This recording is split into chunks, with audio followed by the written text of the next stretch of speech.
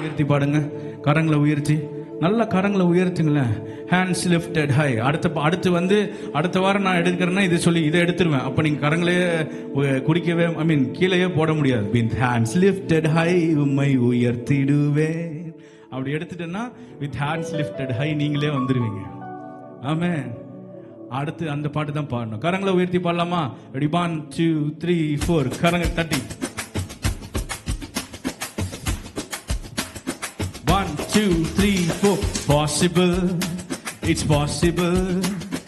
Everything is possible for Jesus, for Jesus. Nothing is impossible. பக்கத்துல பார்த்து சொல்றீங்களா? Possible, it's possible. Everything is possible for Jesus. Yes, for Jesus.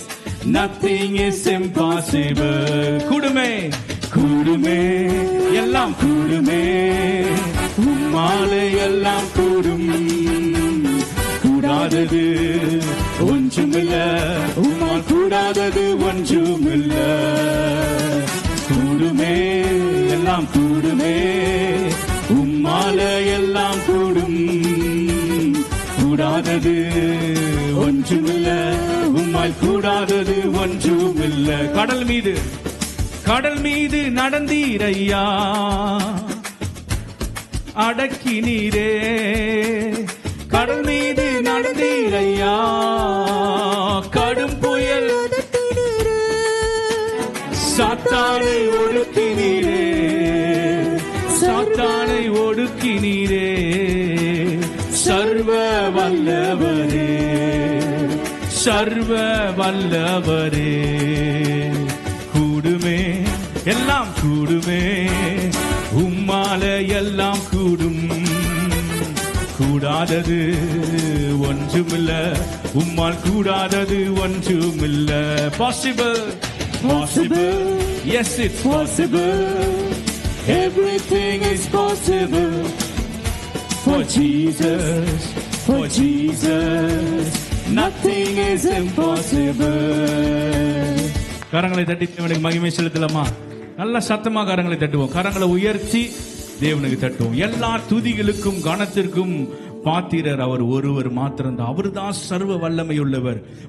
பூமியும் அவரது நிறைவும் எல்லாம் அவருக்கு கீழே இருக்குதுன்னு சொன்ன வாஸ்த காட்டிலையும் அப்படிதான் பார்த்தோம். அவர் பூமி எங்கிலும் கண் நோக்கி பார்க்கிறவரா இருக்கிறார் அந்த சங்கீதம் சொல்லிச்சு. அதனாலதான் என்னை காண்பவரா இருக்கிறீர், என்னை கண்டவரா இருக்கிறீர்னு பாடணும். எல்லா துதிகளுக்கும் அவரே பார்த்துறார். கரங்களை உயர்த்தி கொஞ்ச நேரம் அவருக்கு துதிகளை செலுத்துவோம், ஆராதனை செலுத்துவோம். ஒருவேளை இந்த ஆராதனை ஆரம்பிக்கும் பொழுது நிறைய நன்றியுள்ள வார்த்தைகளை சொல்லி நாம் ஆரம்பித்தோம். ஒருவேளை நீங்க வந்திருப்பீங்கன்னு சொன்னா உங்களை உற்சாகப்படுத்துகிறேன். கரங்களை உயர்த்த முடிந்தவர்கள் உயர்த்தி ஒரு விஷயம் கூட, அப்பா நீர் எல்லா பிரச்சனைகளுக்கு மேலாக பெரியவரா இருக்கிறீர், எங்களுடைய போராட்டங்களுக்கு மேலாக பெரியவரா இருக்கிறீர். எல்லா கரங்களை உயர்த்தி சொல்லுவோமா? ஹல்லேலூயா, ஹல்லேலூயா. எங்கள் துதிகளுக்கு பாத்திரர் நீரே. பரிசுத்த ஆவியானவரே, ஒரு விஷயம் கூட நீர் ஆட்கொண்டு நடத்துவீராக. இந்த இடம் முழுவதுமாய் நீர் நிரப்புவீராக. எங்கள் உள்ளங்களை நிரப்புவீராக. ஒருவேளை காலியாய் செத்ததா இருக்கிற எல்லாம் உயிர் பெற்று எழும்பும்படியாய் பரிசுத்த ஆவியானவர் நீர் வரும்படியாய் நாங்கள் வேண்டுகிறோம்.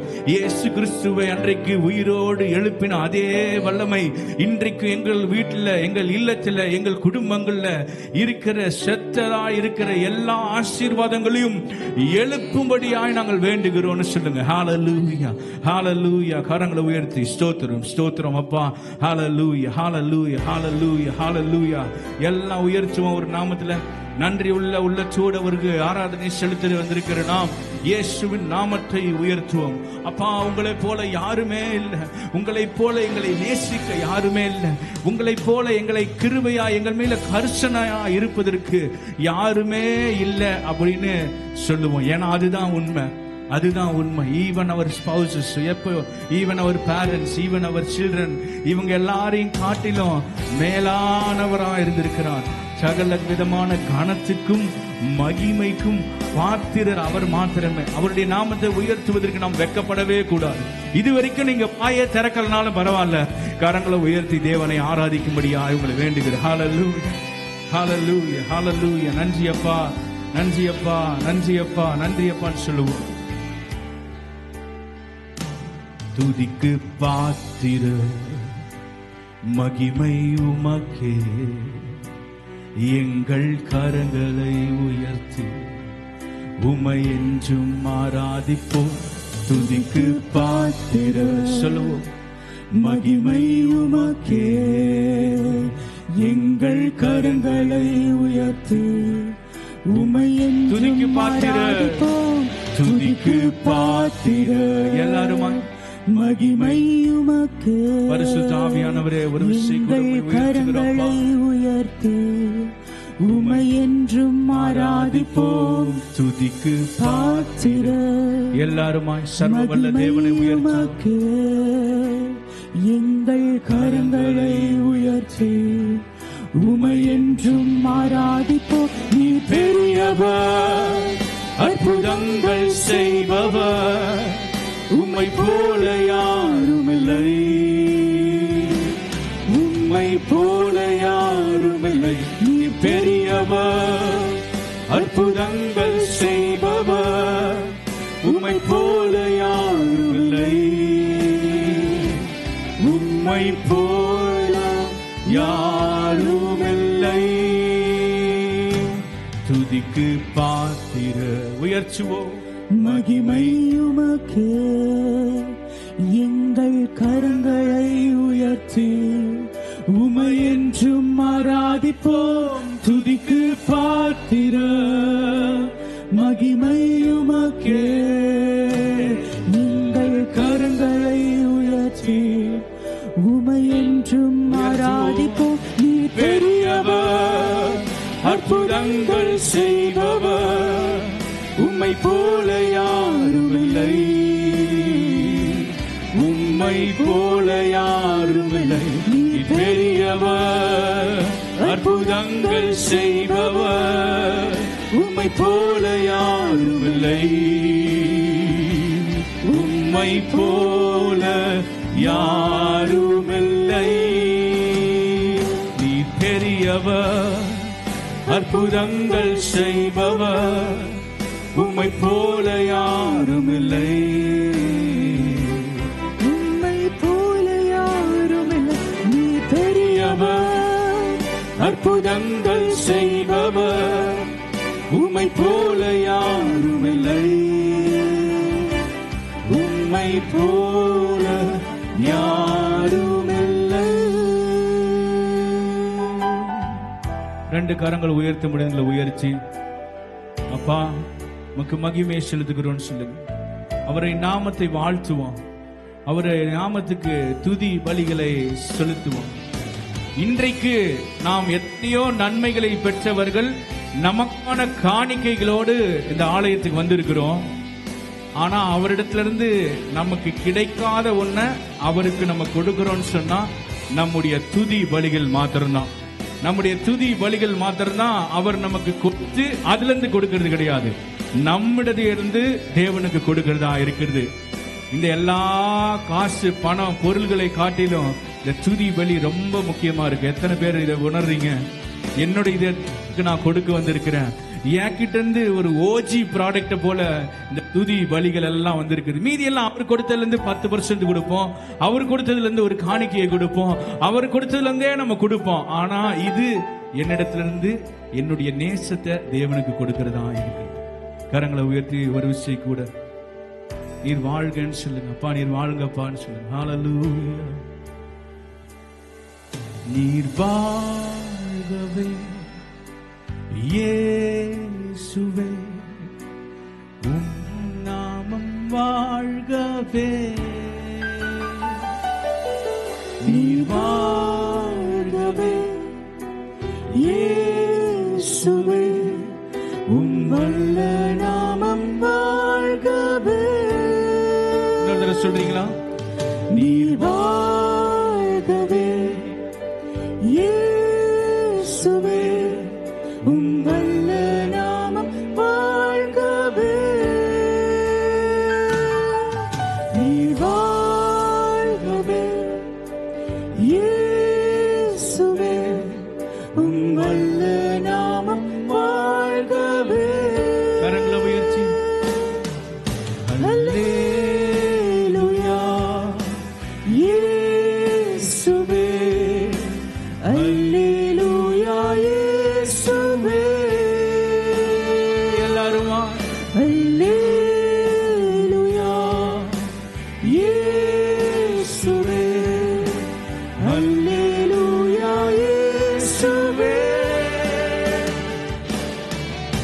அல்லேலூயா இயேசுவே, அல்லேலூயா இயேசுவே, அல்லேலூயா இயேசுவே, அல்லேலூயா இயேசுவே, அல்லேலூயா இயேசுவே, அல்லேலூயா இயேசுவே. என்னை மீட்டீரே இயேசுவே, அவர் ரத்தத்தை சிந்தி, சொந்த ரத்தம் சிந்தியே. எல்லாரும் பாடலாமா? என்னை மீட்டீரே இயேசுவே, உம் சொந்த ரத்தம் சிந்தியே. அல்லேலூயா அல்லேலூயா இயேசுவே, அல்லேலூயா இயேசுவே, அல்லேலூயா இயேசுவே, அல்லேலூயா இயேசுவே, அல்லேலூயா இயேசுவே. உயர்த்துவோம், வாய்களை திறந்த ஒரு நாமத்தை உயர்த்துவோம். எல்லாரும் அவர் நாமத்துக்கு மகிமையை கொடுப்போம். அல்லேலூயா இயேசுவே, அல்லேலூயா இயேசுவே,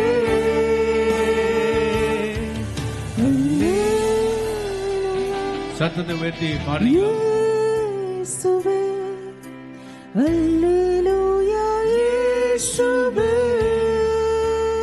வானத்திலும் பூமியிலும் பூமியின் கீழையும் இருக்கிற சகல நாமங்களிலும் மேலான நாமம் இயேசுவின் நாமம் வேதம் சொல்லுகிறது. இன்றைக்கு என்ன காரியத்தோடு நீங்க வந்திருக்கீங்கன்னு தெரியல. உங்களுக்கு ஒரு செப விண்ணப்பம் இருக்குன்னு சொன்னா, உங்களுக்கு ஒரு போராட்டம் இருக்குன்னு சொன்னா, அந்த போராட்டத்தின் மேல இயேசுவின் நாமத்தை பேசுங்க. உங்க சுகவீனங்களுக்கு மேல இயேசுவின் நாமத்தை பேசுங்க. உங்க பிரச்சனைகள் மேல இயேசுவின் நாமத்தை பேசும்படியா உயர்த்துவோம். இந்த காரியத்தை நினைத்து அப்படியே கரங்களை உயர்த்தி இயேசுவின் நாமத்தை, இந்த பர்டிகுலர் திங் மேல இயேசுவின் நாமத்தை நான் பேச போகிறேன்னு சொல்லுகிறவங்க கரங்களை உயர்த்தி நாம் அவரை துதிப்போமா?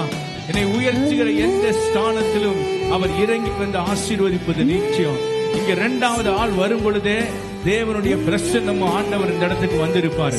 ஒருவேளை இன்று இந்த இடத்துல தேவனும் அவருடைய தூதர்களோடு வந்திருப்பார்னு சொன்னா, நீங்கள் வேண்டிக் கொள்வதும் நீங்கள் நினைப்பதற்கும் அதிகமாய் தேவன் இன்றைக்கு செய்ய போகிறார். நம்ம சொன்னோம்ல, கேட்டதை பார்க்கிலும் கேளாதவைகளை கொடுத்த தெய்வமே, இப்படி கிருபைக்கு உதாரணமா என்னுடைய வாழ்க்கையை கொடுத்தீங்களேன்னு சொல்லுவோமே. ஒரு விஷயம் கூட கரங்களை வீழ்த்தி எல்லாரும் கரங்களை வீழ்த்தி சொல்லுவோமா? ஹல்லேலூயா, ஹல்லேலூயா. அப்பா இப்படி நாமத்தை உயர்த்துகிறோம்னு சொல்லுவோம். ஆமென். சேர்ந்து பாடுவோம்.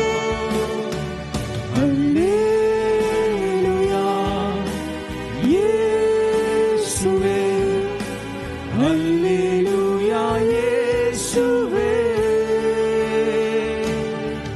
ஹல்லேலூயா. சத்தத்தை உயர்த்தி பாடலாம். இயேசுவே, ஹல்லேலூயா. நிச்சயமா அந்த அற்புதம் நடக்க போகுது, அதை நிறைவேற்ற போகிறார்.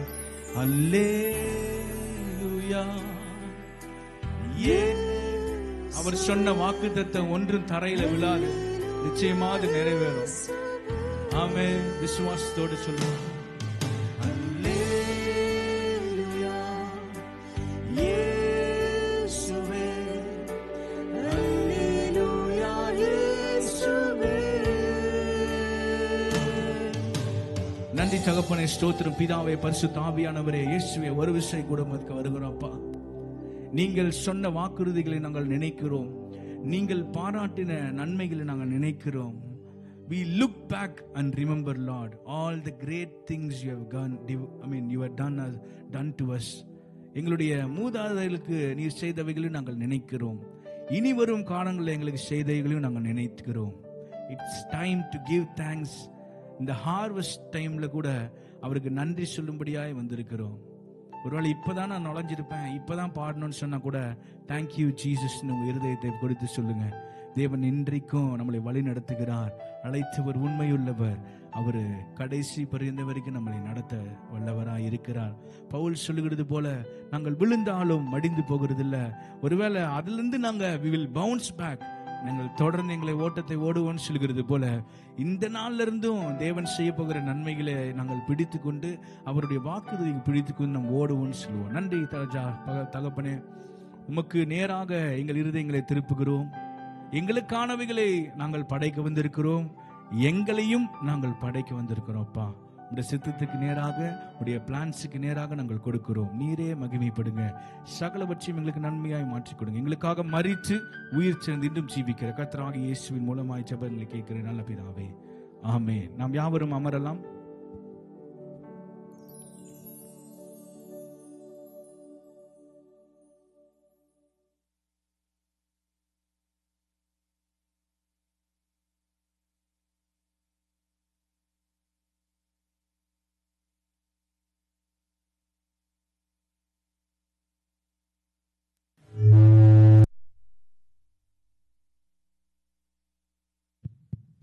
Praise the Lord.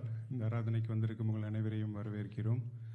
நம்மளுக்கு இந்த ஆராதனை முடிஞ்சதுக்கப்புறம் நம்மளுடைய ஆனுவல் ஃபண்ட்ரைசர் இருக்குது, அரைஸ் அண்ட் பில். ஸோ இந்த நேரத்தில் we are going to pray for that. அதுக்கப்புறம் நம்மளுடைய சபையின் ஊழியங்களுக்காகவும் மற்ற காரியங்களுக்கும் நம்ம ஜெபம் பண்ண போகிறோம். I ask Rina to pray today.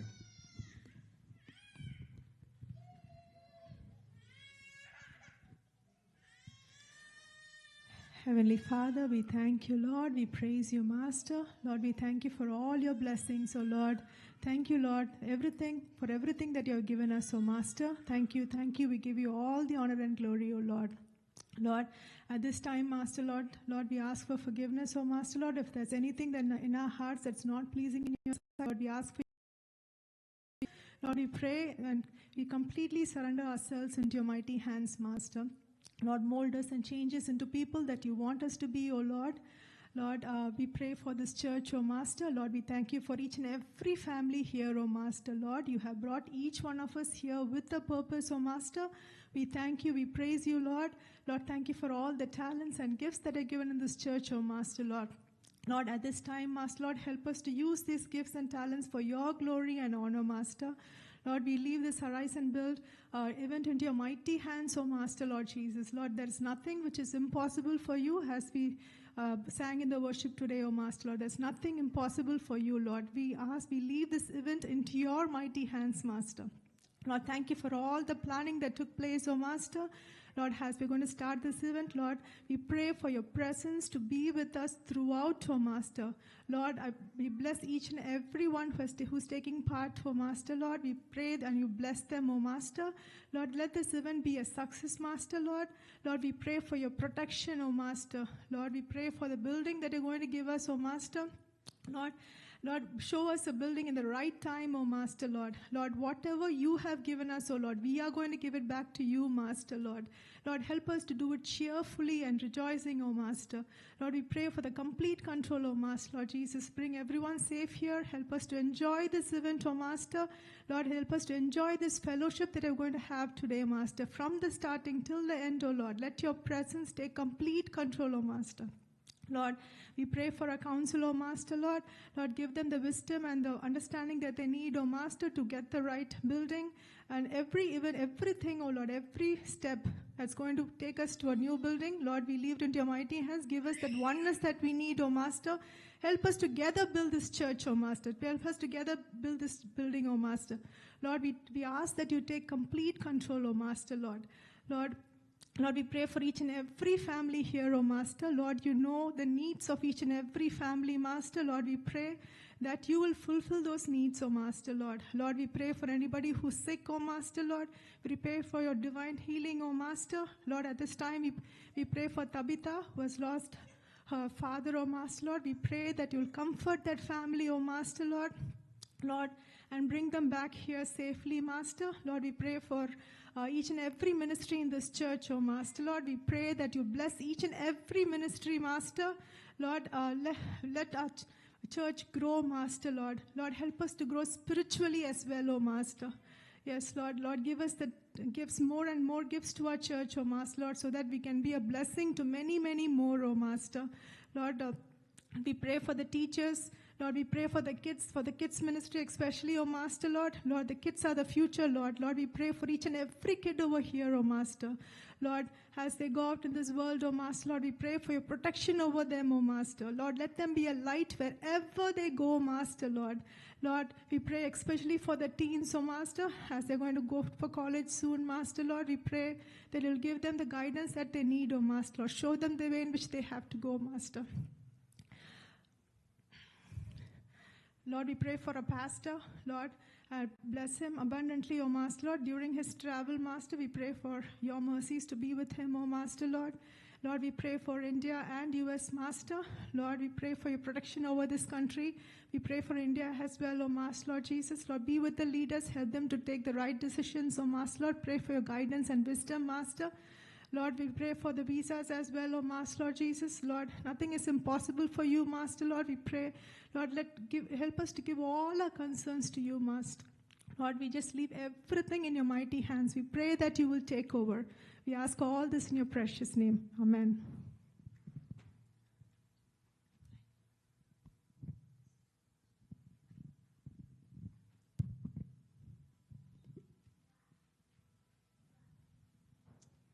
ஆமென். கர்த்தர் நம் ஜெபத்தை கேட்டார். கரங்களை தட்டி கர்த்தரை மகிமைப்படுத்துவோம். It's kids time, so kids, if you're ready, you can come and say the memory verse now. Who's ready? எல்லாரும் அரேசன் பெல்லில் அப்பா அம்மாவுக்கு ஹெல்ப் பண்ணாங்க போல இருக்கு. யாரும் படிக்கல. Okay, so I will then move on to announcement. So அடுத்த வாரம் நம்மளுக்கு எப்போதும் போல் சர்வீஸ் இருக்கும் at 6 p.m. அதுக்கப்புறம் அதே மாதிரி நம்மளுக்கு தேங்க்ஸ் கிவிங் டே சர்வீஸ் இருக்குது நவம்பரில் தேங்க்ஸ் கிவிங் டே அன்றைக்கி 10 o'clock. Please remember that as well. Birthdays and anniversaries.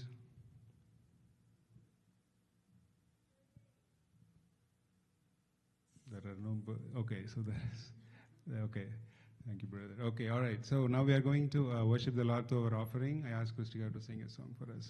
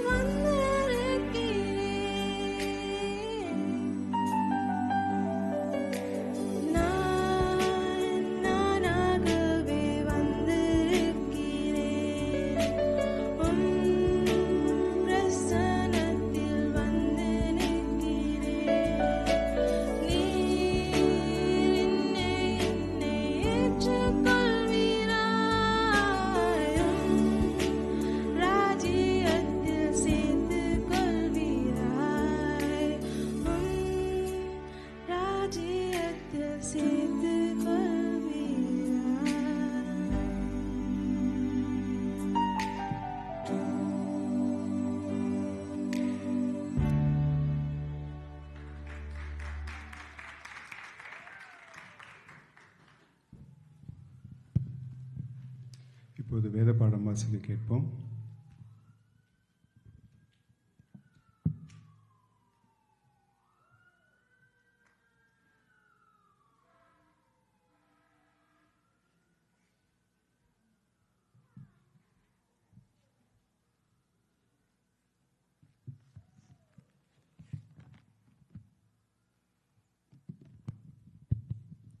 வாசிக்கப்பட வேண்டிய வேத பாடம் லூக்கா 14வது அதிகாரம்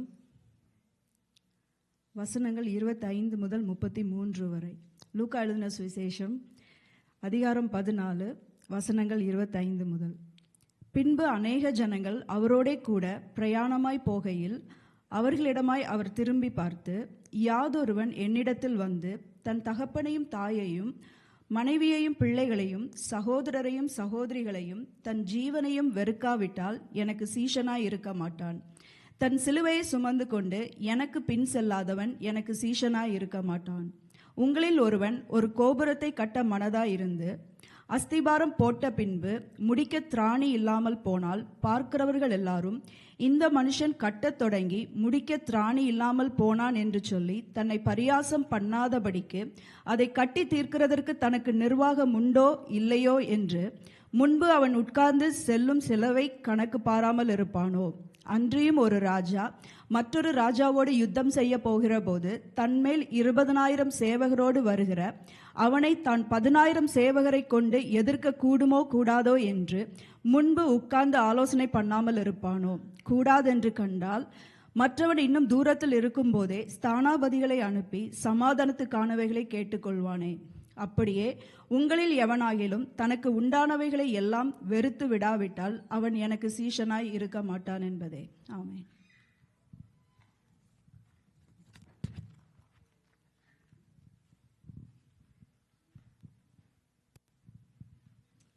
At this time, I ask Pastor to pray for the offering and give us the message. இன்னைக்கு அவனா கிடையாது, so kids can stay here after the prayer.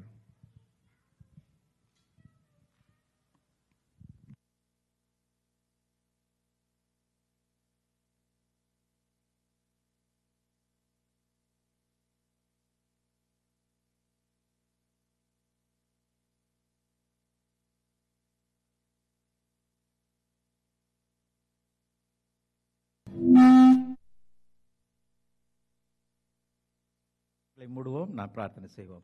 நல்ல ஆண்டவரே, துதிகளுக்கு பத்தியிலே வாசம் பண்ணுகிறவர்களே, மண்டுகிறவரே, துதிக்கு பாத்திரராய் இருக்கிற தெய்வமே, எங்களுடைய எல்லா ஆசீர்வாதங்களுக்கும் காரணரும் ஊற்றுமாய் இருக்கிற கர்த்தாவே, உம்மை நாங்கள் நன்றியோடு ஸ்தோத்தரிக்கிறோம். இந்த நாளிலே நாங்கள் எழுந்து கட்டுவோம் என்கிற ஒரு தியானத்தோடும் திட்டத்தோடும் கூட உம்முடைய சமூகத்தில் எங்களையும் எங்களுடைய எல்லா சம்பத்துக்களையும் உம்முடைய பாதத்தில் நாங்கள் கொண்டு வந்து வைத்து எங்களுடைய அர்ப்பணத்தை புதுப்பிக்கும்படியாக நாங்கள் வந்திருக்கிறோம். We have come to renew our dedications to this evening, O Father. We pray that everything that we do in order to renew our dedications may find in your presence so meaningful and so fruitful, O Father, that you will not reject our offering of sacrifices, but you will bless us, Lord. Bless each and everybody who are here in a very very special way. இந்த மாலைவேளையிலே வந்திருக்கிற ஒவ்வொருவரையும் ஒரு விசேஷித்த ஆசீர்வாதத்தோடு கூட நீர் அனுப்பும்படியாக ஜெபிக்கிறோம். ஆண்டவரே, கொடுக்கிற காரியத்தில் மாத்திரம் நீர் எங்களை ஆண்டவரே சவால் விட்டு பார்க்கிறீர். கொடுங்கள், உங்களுக்கு கொடுக்கப்படும். எவ்வளவுக்கு எவ்வளவு அமுக்கி கொலிக்கு கொடுக்கும் பொழுது அது திருப்பி அதே அளவை, அதையும் விட அதிகமான அளவு உங்களுக்கு கொடுக்கப்படும் என்று நீர் சொல்லி இருக்கிறீர் ஐயா. ஆம் தகப்பனே, இந்த மாலை வேளையில் இங்கே இருக்கிற ஒவ்வொருவரும் கொடுப்பதில் ஆண்டவரே தாராளமாய் எங்களுடைய மனதளவிலும் எங்களுடைய சிந்தையிலும், அது மாத்திரமல்ல எங்களுக்கு கொடுக்கப்பட்ட எல்லா சம்பத்துக்களிலிருந்தையும் ஆண்டவரே நாங்கள் தாராளமாய் உங்களுக்கு கொடுத்துருக்கிறோம். அதை கர்த்தர் நீர் கனப்படுத்தும்படியாக நாங்கள் செபிக்கிறோம். கொடுத்த காணிக்கையை கர்த்தர் பரிசுத்தப்படுத்தும், ஆசீர்வதியும். எங்கள் எல்லாவரையும் உங்களுடைய வார்த்தையினால் ஆசீர்வதித்து எங்களுடைய ஆத்மாவை போஷித்து இந்த இடத்தை விட்டு அனுப்பும்படியாக நாங்கள் பிரார்த்தனை செய்கிறோம். இந்த மாலைவில் இருக்கிற மீதியான எல்லா காரியங்களையும் தேவரீர் பொறுப்படுத்திக் கொள்ளும். துதிகன மகிமை நமக்கு மாத்திரம் செலுத்துகிறோம். இயேசுவின் நாமத்தில் பிதாவே, ஆமேன், ஆமேன். அப்படி நில்லுங்களேன், உட்கார சொல்லலையே, பார்த்தீங்களா? சரி, வெரி குட். இல்லை, எதுக்கு நான் நிற்க சொல்கிறேன்னா, நம்முடைய uncle what's is name, some Thyagaraju, right? Moses Thyagaraju, நம்முடைய சகோதரி தபிதா அவளுடைய தகப்பனார். எதிர்பாராத ஒரு இழப்பு இல்லையா? எனக்கு 2-3 முறை அவங்க ஃபோன் பண்ணப்போ எனக்கு ஒன்றும் புரியலையே, இந்த காலையிலே 6:30 மணிக்கெல்லாம் அடித்தாங்க. ஒரு நம்பர் அவங்களுடைய பேர் இல்லாத நம்பராக இருந்தது, ஆனால் நான் அதை எடுக்கலை. இன்னொரு நம்பரில் பேர் இருந்தது. Then I thought okay something must be not right அப்படின்னு சொல்லி தான் எடுத்தப்போ அவங்க சொன்னாங்க he is only 76. Thank you Alvin for messages. I was at the retreat and it was so hard to understand. ஏன்னா நான் 4 நாளைக்கு முன்னாடி தான், அதாவது இது நடந்தது வந்து டியூஸ்டே இல்லையா, Monday Tuesday right. But Sunday தான் நான் அவங்களோட பேசிகிட்டு இருந்தேன், இம்மானுவல் அவங்களுடைய அப்பாவோட அம்மாவை குறித்து. பட் ஆனால் தபிதா எதிர்பார்க்கவே இல்லை. தபிதானுடைய தகப்பனார் அவங்க அவ்வளவு சுகபீனமாக இருந்தவர்கள் அல்ல. ஆனாலும் ஆண்டவர் ஒரு நேரத்தை ஒவ்வொருத்தருக்கு குறித்து வைத்திருக்கிறார். அதிலிருந்து யாரும் விலக்கப்பட்டவர்கள் அல்ல, விதிவிலக்கானவர்கள் அல்ல. அது நமக்கு எல்லாருக்கும் ஒரு பாடம் கற்றுக் கொடுக்கிறது. ஆனால் இந்த நேரத்தில் ஆண்டவர் அந்த குடும்பத்திற்கு ஒரு வாய்ப்பை கொடுத்தார். மறுபடியும் அவர்கள் பிரயாணம் பண்ண கிருபைகளை கொடுத்தார். போதுமான செலவுகள் நிறையா இருந்திருக்கலாம், எப்படி சமாளிக்கிறார் என்று தெரியவில்லை. கடந்த 2-3 வருடங்களாக பல அலைச்சல்கள். அந்த குடும்பத்தை தேவன் ஆசீர்வதிக்கும்படியாக நம்ம செபிக்க போகிறோம். அது மாத்திரமல்ல, ஏன் நான் உங்களை நிற்க சொன்னேன்னு சொன்னால், will pay our respect to dear uncle Moses Tyagaraja, and may his soul rest in peace, and offer our prayers for the family.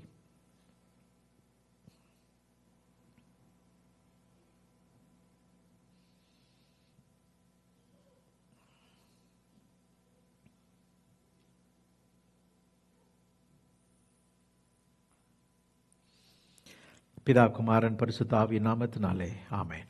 எல்லாரும் உட்காருங்க. இன்றைக்கு we are already 3:35. ஆனால் நமக்கு அநேக நிகழ்வுகள் நமக்கு இதற்கு தொடர்ந்து இருக்கிறது. ஆனாலும் ஆராதனை என்கிறபடியினால் நாம் ஆன்மீக வாழ்க்கை, நம்முடைய ஆத்மா போஷிக்கப்பட வேண்டும் என்கிற நோக்கத்தோடு கூட we have one small meditations, and since children are here I'm going to have some English in between. Okay kids, you are okay with that?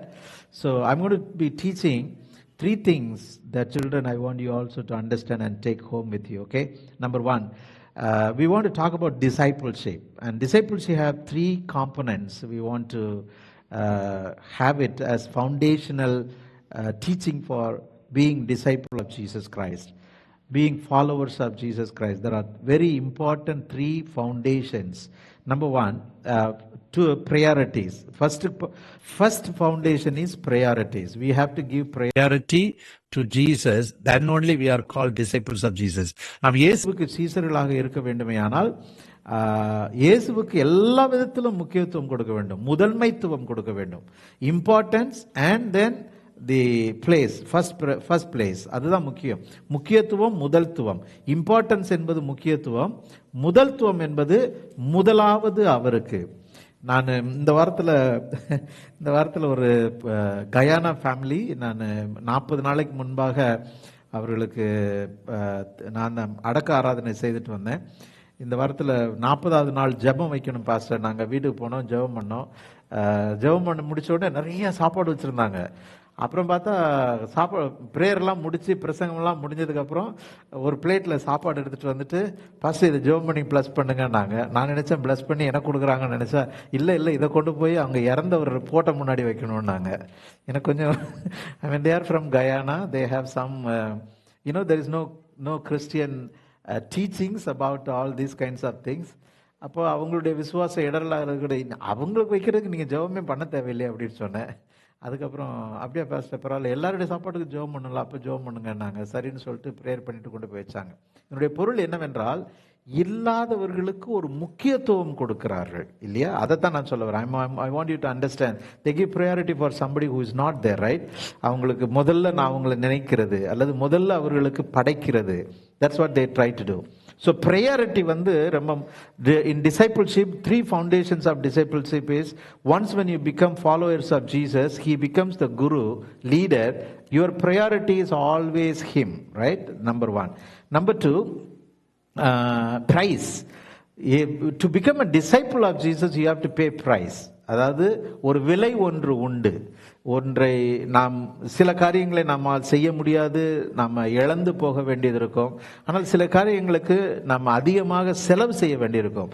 நேரம் செலவு செய்வது, பொருள் செலவு செய்வது, மெனக்கிடுவது, அதை we take lots of care in order to become a disciple of Jesus. Prices, அதாவது விலைக்கிரயம் கொடுப்பது என்பது சீஷத்துவத்தினுடைய மிக மிக முக்கியமான அடிப்படையான காரியம். மூன்றாவது பொசஷன்ஸ், அதாவது நாம் இந்த உலகத்தில் எந்தெந்த காரியங்களுக்கு அதிபதியாக, அதாவது எந்தெந்த சம்பத்துகளுக்கு சொத்துக்களுக்கு அதிபதியாக இருக்கிறோமோ அதை அணுகுகிற முறையில் அதிலும் நாம முக்கியத்துவத்தை நம்ம யாரு கொடுக்க போகிறோம்? ஆண்டவராய் இயேசு கிறிஸ்து கொடுக்க போகிறோம். இன்றைக்கு வாதித்த வேத பகுதியில் 2 பேரபிள்ஸை பற்றி படித்தோம். ஆனப்படினால நான் சொன்ன இந்த 3 ஃபவுண்டேஷன்ஸையுமே 2 பிரித்து பார்க்க போகிறோம். There are 2 priorities, 2 prices, 2 possessions, right? First thing you have to understand, there is a priority and there is a price and there is also possessions. இதை 2 விதமா நம்ம பார்ப்போம். காரணம் என்னவென்றால், நம்மில் சிலர், some of us may be having priority on one thing and having possession on another thing and having price for something else, இல்லையா? ஆனப்படினால அந்த 3 காரியத்தை மாத்திரம் ரொம்ப சுருக்கமா நம்ம இங்க இருந்து பார்த்துட்டு போக போறோம். நீங்க நோட் பண்ணியிருப்பீங்கன்னா, இந்த சில வாரங்களாக நம்ம லூக்கா சுவிசேஷத்திலிருந்து we are browsing through the Luke's gospel and trying to learn many things in the season of Pentecost, right? Pentecost நாட்கள், இந்த நாட்கள் எல்லாமே பெந்தேகோஸ்தே நாட்கள். இன்னும் அடுத்த நவம்பர் மாதம் ஆரம்பிச்சிச்சுனாலே ஆண்டவராய் இயேசு கிறிஸ்துவனுடைய வருகையை நினைத்து நாம கிறிஸ்மஸுக்கு ஆயத்தமாகி விடுவோம். ஆனால் வருஷத்தினுடைய இந்த திருச்சபையின் காலண்டர் அமைப்பு என்பது நம்ம இப்பொழுது பரிசுத்த ஆவியானவர் ஊற்றப்பட்டு அவர் நமக்கு கற்றுக் கொடுத்து கொண்டு இருக்கிற அநேக காரியங்களை குறித்து கற்றுக்கொள்ள கொண்டு இருக்கிறோம். அதில் மிக முக்கியமான ஒவ்வொரு வாரமும் கற்றுக்கொண்டு இருக்கிற காரியங்களிலே மிக முக்கியமான ஒரு காரியம் இன்றைக்கு நாம் பார்த்து கொண்டிருப்பது, அது நம்முடைய பொசிஷன்ஸ் சம்பந்தப்பட்டது, ப்ரையாரிட்டிஸ் சம்பந்தப்பட்டது, பிரைசஸ், அதாவது சீஷத்துவத்தின் அடிப்படையிலான விலைக்கிரயம் சம்பந்தப்பட்டதாகும். அதுதான் நம்ம இன்றைக்கு நம்ம வாசித்த வேத பகுதியில் 14வது வசனத்தில் நம்ம வாசித்தோம். கொஞ்சம் போன வாரத்தில் உள்ள ஒரே ஒரு சென்டென்ஸ் நம்ம பார்த்தோம்னா 16வது அதிகாரத்தில் போன வாரம் நாம் தியானித்தோம். என்ன சொல்லுங்க? லாசரு மரித்த பின்பு, ஏழையாகி இருக்கிற லாசரு மரித்த பின்பு ஆபிரகாமின் மடியிலே இருக்கிறான். ஆனால் பணக்காரனாக இருந்தவன் அங்கே போய் அவன் ஒரு அக்கினியிலே, ஒரு வெந்து கொண்டு இருக்கிற தழலிலே அவன் இருந்து ஒரு சொட்டு தண்ணீருக்காக அவரை தேடுகிறான். ஆனால் நடந்தது என்ன? அவர்கள் அங்க சொல்லிக் கொடுப்பது என்ன? நீ பணக்காரனாய் இருந்தாய், ஆனால் ஏழையாய் இருந்தவன் இயேசுவை விசுவாசிக்கிறவனாக இருந்தான், ஆபிரகாமை விசுவாசிக்கிறவனாக இருந்தான், ஆபிரகாமினுடைய பிள்ளையாக அவன் வாழ்ந்தான். ஏழையாக பிச்சை எடுக்கிறவனாக இருந்தாலும் அவன் ஆபிரகாமினுடைய பிள்ளையாக வாழ்ந்தபடியினால் அவன் பரலோகத்திலே ஆபிரகாமின் மடியிலே இருக்கக்கூடிய ஒரு இடத்திற்கு போகிறான். ஆனால் பணக்காரனாக சகல சம்பத்தோடு கூட வாழ்ந்த ஒருவன் அவன் அக்கினியிலே வெந்து கொண்டு இருக்கிற ஒரு இடத்திற்கு போகிறான். அங்க போனதுக்கு அப்புறம் தான் அவர் என்ன செய்யறார் சொல்லுங்க? எப்படியாவது ஒரு சொட்டு தண்ணீர் எனக்கு கிடைக்குமா என்று சொல்லி கேட்கிறான். அதற்கு ஆபிரகாம் சொன்ன பதில் நீ எல்லா தண்ணி குடிக்க வேண்டியதெல்லாம் உலகத்தில் குடிச்சு முடிச்சுட்டு தம்பி, இங்க உனக்கு தண்ணியே கிடைக்காது என்று சொல்கிறார், இல்லையா?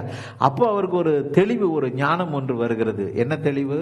அப்படியானால் என்னுடைய 5 சகோதரர்கள் இருக்கிறார்கள், அந்த 5 சகோதரர்களுக்கு சுவிசேஷத்தை சொல்ல யாரையாவது அனுப்புங்கள் என்று. அப்பொழுது ஆபிரகாம் சொல்லும் பொழுது மோசே, தீர்க்கதரிசிகள், இந்த 2 பேரையும் குறித்து சொல்லுகிறார்கள். மோசே என்பவர் நியாயப்பிரமாணத்தை குறிக்கிறவர், தோரா அல்லது த லா. நீ தேவனுடைய பிள்ளையாக வாழ வேண்டுமையானால் இந்த சட்டங்களை எல்லாம் கைப்பற்ற வேண்டும் என்று சொல்லி ஆபிரகாமின் பிள்ளையாய் இருக்கிறவர்கள் எல்லாம் கைப்பற்றின சட்டங்களை கற்றுக் கொடுத்தவர் மோசே, அவர் சொல்லுவார் என்று சொல்லுகிறார்கள். அதற்கு பின்பு வந்த தீர்க்கதரிசிகளும் அதை உறுதிப்படுத்தினவர்களாகத்தான் இருந்தார்கள் என்று சொல்லப்பட்டிருக்கிறது. ஆனால் ஆண்டவர் அப்புறம் அவர் சொல்றாரு, இல்ல சாமி அப்படி அல்ல. யார் சொல்றா? பணக்காரர் சொல்றாரு, ஐஸ்வர்யவான் சொல்லுகிறார், அப்படி அல்ல சாமி, மோசே தீர்க்கதரிசிகள் சொன்ன சத்தியத்தெல்லாம் நானும் தான் கேட்டேன், கேட்டு தான் நான் கீழ்ப்படியிறேன், அதனால தான் இந்த இடத்துக்கு வந்திருக்கிறேன். அதுக்கு செவி கொடுக்கவில்லை, அதை குறித்து நான் அதிகமாக அக்கறை கொள்ளவில்லை. ஆனபடினால் நான் இன்றைக்கு ஒரு அழிவு, நித்திய அழிவுக்குள்ளாக வந்து விட்டேனே என்கிற ஒரு ஏக்கத்தோடு கூட இருக்கிறார். The rich man and the poor man story that we are talking about from Luke's Gospel chapter 16. The rich man is very clear. He says, I did not pay attention to the law of Moses and the prophecies. That's why I am here in the burning fire. ஆனால் அப்போ அவர் இன்னொரு நெகோசியேஷனுக்குள்ளே போகிறாரு. இன்னொரு negotiation என்ன சொல்லுங்க, அதாவது இவங்கெல்லாம் போனால் நாங்கள் கேட்கல, நானும் அதுக்கு செவி கொடுக்கல, என் சகோதரர்களும் அது செவி கொடுக்க மாட்டாங்க, 5 சகோதரர்களும், இங்கிருந்து யாரையாவது அனுப்புங்கள் என்று சொல்லுகிறார். அதற்கு ஆண்டவர் ஆபிரகாம் சொன்ன பதில் என்ன தெரியுமா? அதாவது if he cannot then while the others still அவர் சொன்ன பதில், he said to him, if they do not listen to Moses and the prophets, neither will they be convinced even if someone rises from the dead. அதாவது மரித்தவர்கள் உயிரோடு போய், அது அப்படின்னா என்ன அர்த்தம்? ஆபிரகாமும் Abraham மரித்து விட்டார், ஐஸ்வர்யவானும் மரித்து விடுகிறான், பிச்சைக்காரனாக இருந்த அந்த ஏழையும் மரித்து விடுகிறான். இங்கிருந்து ஒருவரை அனுப்புங்கள் என்றால் என்ன அர்த்தம்? மரித்தவரிடத்திலிருந்து ஒருவரை உயிரோடு எழுப்பி அனுப்புங்கள், அப்பொழுது அவர்கள் விசுவாசிக்கட்டும். அந்த 5 சகோதரர்கள். இதுதான் அவனுடைய வாக்குவாதம், நெகோசியேஷன். அந்த நெகோசியேஷன்ல அவர் கேட்கறது யாராவது ஒருத்தர் இங்கிருந்து அனுப்புங்க. அதுக்கு ஆபிரகாம் சொன்ன பதில் என்ன சொல்லுங்க? இங்கிருந்து போனாலும் மோசேக்கும் தீர்க்கதரிசிகளுக்கும் கேட்காதவர்கள் மரித்தவரிலிருந்து உயிரோடு ஒருத்தர் போனா கூட அவங்க கேட்க மாட்டாங்க. இதை சொல்லித்தான் நம்ம போன வாரம் நம்முடைய நற்கருணை ஆராதனை, அதாவது ராப்போஜன விருந்திலே பங்கு பெற்று நாம் இந்த இடத்தை விட்டு கடந்து சென்றோம்.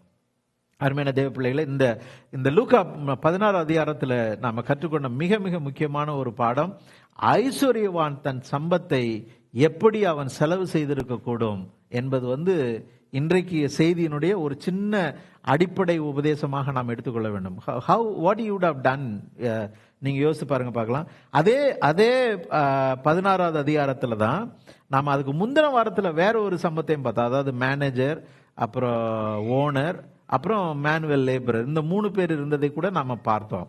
அதில் பார்த்தீங்கன்னா அந்த மேனேஜர் ரொம்ப ஞானமாக இருந்து என்ன பண்ணுறாரு, ஓனர் கொடுத்த சம்பத்தினுடைய கணக்கை கேட்கும் பொழுது அவனை ஏற்றுக்கொள்வார்கள் உலகத்திலே உண்டாகும்படியாக வேலை ஆட்களை அவர் தனக்கு நண்பர்களாக ஆக்கிக் கொள்கிறார். ஆனால் ஆண்டவர் அவர்களுக்கு சொல்லிக் கொடுத்த பாடம் என்னவென்றால், இந்த உலகத்தில் உள்ள சம்பத்தை கொண்டு உலகத்திற்குள்ளே நீங்கள் நண்பர்களை உருவாக்குவீர்களானால், இது ஒரு உதாரணமாக நீங்கள் வைத்துக்கொண்டு பரலோகத்திலே உங்களை ஏற்றுக்கொள்வார் உண்டாகும்படிக்கு உங்கள் சம்பத்தின் மூலமாக அங்கே நண்பர்களை நீங்கள் உண்டாக்குங்கள். அது முடியும். By the perishing. அது எந்த வசனத்துல போடப்பட்டிருக்கு சொல்லுங்க பார்க்கலாம்? 16வது அதிகாரத்துல வாசிங்கம்மா. 9th verse pastor. எஸ்மா. நான் உங்களுக்கு சொல்லுகிறேன், நீங்கள் மாளும்போது உங்களை நித்தியமான வீடுகளிலே ஏற்றுக்கொள்வார் உண்டாகும்படி அநீதியான உலக பொருளால் உங்களுக்கு சிநேகிதரை சம்பாதியுங்கள். பார்த்தீங்களா? அநீதியான உலக பொருளால் சிநேகிதரை சம்பாதியுங்கள். உலக பொருள்கள் என்பதுதான் இந்த பொசஷன் என்று சொல்லுவது. இப்ப நான் உங்களுக்கு சொன்னேன் 2 பொசஷன் என்று சொன்னேன். இப்போ அநீதியான உலக பொருள் உலகத்திலே நாம் வைத்திருக்கிற பொசஷன். அந்த பொசஷனை you can convert that into a heavenly possession. Say amen. இது ஒரு பெரிய ரகசியம். இந்த மாதிரி சர்ச்சுக்குள்ள வந்தாதான் இந்த மாதிரி டீச்சிங்ஸை வேதம் நம்ம கற்றுக் கொடுப்பதை சாதாரண உலக மனிதர்கள் தெரிந்து கொள்ளாத ஒரு பெரிய சத்தியம். அதனால தான் அவர்களுக்கு சந்தோஷம் இருக்கிறதில்லை, சமாதானம் இருக்கிறதில்லை, வாழ்க்கையில் there is no purpose of life, அல்லது they don't understand what it is. They just go run behind money or whatever they think it is something important for them. ஆனால் வேதம் தெளிவாக கற்றுக் கொடுக்கிறது, we get possession in this world, we can convert that possession into a heavenly possession for us. இங்கே நாம invest பண்ணுகிற இந்த அழிந்து போகிற பொருட்கள் மூலமாக, அநித்தியமான பொருட்கள் மூலமாக நம்ம பரலோகத்திலே நம்மை வரவேற்பார் உண்டாகும்படிக்கு நீங்கள் நண்பர்களை சம்பாதியுங்கள் என்று நமக்கு வேதம் கற்றுக் கொடுக்கிறது. சரி, நம்ம இன்னும் கொஞ்சம் டீட்டெயிலாக அதை குறித்து நம்ம பார்க்க ஆரம்பிப்போம். But first thing what we have to understand is, நிறைய காரியங்கள் இந்த பொசிஷன் நம்ம வரும்பொழுது 12வது அதிகாரத்தில் 33வது வசனத்தை கொஞ்சம் வாசிக்க முடியுமா பாருங்கம்மா. verse 33 on verse 12, chapter 12. இது 2-3 அதிகாரத்திலையுமே ஆண்டவர் சொன்ன நிறைய இந்த பேரபிள்ஸ், அதாவது ஓமை, ஒரு மாதிரி கதைகளிலே பிணைந்து, அதாவது பின்னி பின்னி போய் இருக்கிறத நம்ம பார்க்க முடியும். இப்ப நான் சொன்ன அந்த ஐஸ்வர்யவான் கதையிலிருந்து, அந்த ஐஸ்வர்யவான ஐஸ்வர்யத்தை என்ன செய்தான், அவன் பயன்படுத்தவில்லை, ஆனபடினால்தான் அவன் அப்படிப்பட்ட ஒரு இடத்துக்கு போய்விட்டான். அந்த ஒரு சரத்தை மாத்திரம் நம்ம எடுத்துக்கொள்கிறோம். அதே போல இந்த manager, manual labour and owner, இந்த கதையில் மாஸ்டர், இந்த கதையில கூட நம்ம ஒரே ஒரு சத்தியத்தை எடுத்துக்கொள்கிறோம். என்ன சொல்லுங்க? அநித்தியமான பொருட்களினால் நம்ம பரலோகத்தில் அநேகரை சம்பாதிக்க முடியும். இப்படி ஒவ்வொரு கதையிலும் அந்த கதைக்கு ஏற்ற ஆழமான அர்த்தங்களும் உண்டு. அதிலிருந்து ஒரு சத்தியத்தை நாம் எடுத்து இன்னொரு ஓமையில் உள்ள சத்தியத்தோடு கூட இணைத்தும் நாம் பார்க்க முடியும். அதிலே ஆண்டவர் நமக்கு எப்படிப்பட்ட காரியத்தை கற்றுக் கொடுக்கிறார், அவர் எப்படிப்பட்டவராக இருக்கிறார் என்பதையும் நாம் புரிந்து கொள்ள வேண்டும். அதுக்காகத்தான் இப்ப நம்ம 12வது அதிகாரத்தில் 33வது வசனம், அதுல வாசிங்கம்மா. அதுல ஒரு சம்பவம் போடப்பட்டிருக்கிறது. உங்களுக்கு உள்ளவைகளை விற்று பிச்சை கொடுங்கள், பழமையாய் போகாத பணப்பைகளையும் குறையாத பொக்கிஷத்தையும் பரலோகத்திலே உங்களுக்கு சம்பாதித்து வையுங்கள். சரி, முதல் சென்டென்ஸ் ரொம்ப நிறுத்தி வாசிங்கம்மா. உங்களுக்கு உள்ளவைகளை விற்று பிச்சை கொடுங்கள். பிச்சை கொடுக்கிறதுக்கு நம்ம ஊர்ல என்ன பண்ணுவோம்? பிச்சைக்காரங்க வரும் பொழுது இருந்தா கொடுப்போம், இல்லைன்னு சொன்னா என்ன சொல்லுவோம்? நெக்ஸ்ட் டைம் வா போன்னு அனுப்பிச்சு வச்சிருவோம். புரியுதா உங்களுக்கு? இல்லை, அதானே செய்வோம் வழக்கமா. வேற ஏதாவது செய்வீங்களா? எனக்கு தெரியல, வேற ஏதாவது வித்தியாசமா செய்வீங்கன்னா சொல்லுங்க. ஆனால் வேதம் என்ன கற்றுக் கொடுக்கிறது? பிச்சைக்காரர்கள் வருவார்கள், பிச்சைக்காரர்களுக்கு உங்களுக்கு கொடுப்பதற்கு எதுவும் இல்லை என்றால் இருக்கிறதை விற்று கொடுங்கள் என்று நம்ம கற்றுக் கொடுக்கிறது இல்லையா? அடுத்த சென்டென்ஸ்ல அதை வாசிங்க. செல் your position and give it to beggars. அடுத்தது, பழமையாய் போகாத பணப்பைகளையும் குறையாத பொக்கிஷத்தையும் பரலோகத்திலே உங்களுக்கு சம்பாதித்து வையுங்கள். பரலோகத்திலே உங்களுக்கு சம்பாதித்து வையுங்கள். இன்றைக்கு நமக்கு தெரியும், இந்த அரைஸ் அண்ட் பில்டுங்கிற ஒரு நிகழ்வு நம்ம வச்சிருக்கிறோம், அதை கொண்டாடுகிறோம் என்று சொல்லி. இதெல்லாம் இது சம்பந்தப்பட்ட ஒரு காரியம் என்பதற்காகத்தான் நான் உங்களுக்கு கற்றுக் கொடுக்க விரும்புகிறேன்.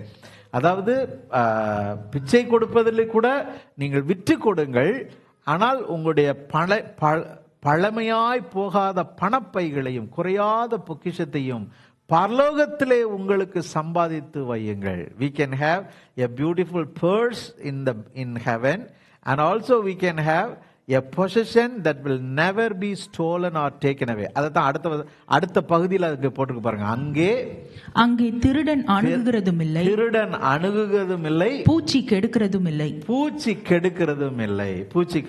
இல்லை. சரி, நம்ம இதை நாம எதுல 12வது அதிகாரத்துல வாசிக்கிறோம் இல்லையா? அதே 16வது அதிகாரத்தை நம்ம பார்க்கும் பொழுது 8வது 9வது வசனத்துல 9வது வசனத்தை நீங்க வாசிட்டீங்க இல்லையா? Right. 12:41 வாசிங்களேன். verse 41, come to that one. அதாவது 12வது அதிகாரத்துல நம்ம பார்க்கிறது அதாவது ஒரு ரிச் ஃபூல் என்று எனக்கு ரொம்ப பிடிச்சிருக்கு அந்த தலைப்பு. ரிச் ஃபூல், அதாவது பணக்கார மனிதன் ஆனால் முட்டாள் இல்லையா? அதாவது பணக்காரங்க எல்லாமே ஞானிகள் என்று நம்ம சொல்ல முடியாது. நம்ம நினைப்போம், பெரிய வீடு இருக்கு, அழகா இருக்கிற அருமையான பெரிய கார் வச்சிருக்கிறாங்க, பணக்காரங்க அப்படின்னா அவங்க ரொம்ப புத்திசாலிங்க, அதனாலதான் இவ்வளவு சம்பாதிச்சிருக்காங்கன்னு நினைப்போம். இல்ல, அவங்க பெரிய பணக்காரங்களா இருக்கலாம், ஆனா யாரா இருக்கலாம் சொல்லுங்க? சுத்தமான முட்டாள்களாகவும் இருக்கலாம். அதுதான் இந்த 12வது அதிகாரத்துல நம்ம 13வது வசனத்துல இருந்து நாம ஒரு பகுதி அங்க வாசிக்கிறோம். அதுல ஒரு 2 வசனங்கள் நான் உங்களுக்கு வாசிக்க விரும்புகிறேன். 41 வாசிங்கம்மா. சாரி, verse 12, verse 12, 41 வாசிங்க பார்க்கலாம்.